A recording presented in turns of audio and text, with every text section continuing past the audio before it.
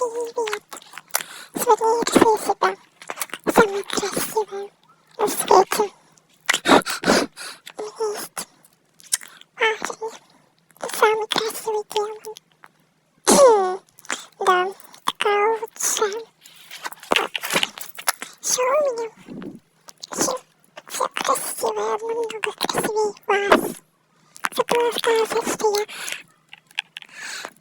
Марина План. У меня розовые волосы.